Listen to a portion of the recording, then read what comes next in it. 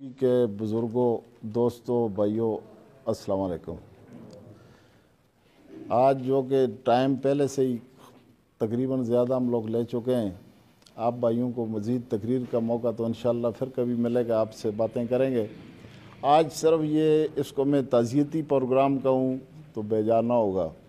حاجی صاحب کے وفات کے بعد میرے خیال سے آج یہ پہلا پروگرام ہے یہاں پہ، اور تحصیلوگی کے حساب سے بھی کہوں تو اتنی بڑی اکثریت یہ آپ نے دیکھ لیا کہ ہم نے اس کی وفات کے بعد ایسا پروگرام نہ کسی نے کیا ہے نہ کسی نے دیکھا ہے۔ فرسٹ ٹائم آئیں تو یہ سارا قاسم خان کے کریڈٹ سارا اس کو ملتا ہے۔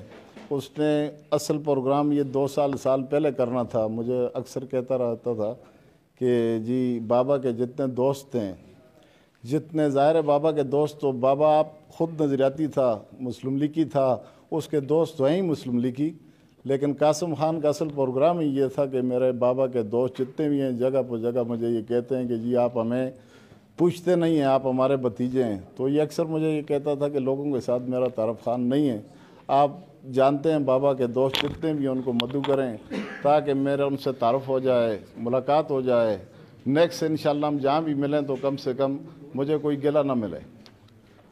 تو میں قاسم خان کا جتنا بھی شکریہ ادا کروں کم ہے کہ انہوں نے اتنے تھوڑے سے ٹائم میں اتنے لوگ جمع کیے، اور لوگوں کا بھی شکریہ ادا کرتا ہوں کہ وہ یہاں پہ آئے اور ہماری حوصلہ افزائی کی۔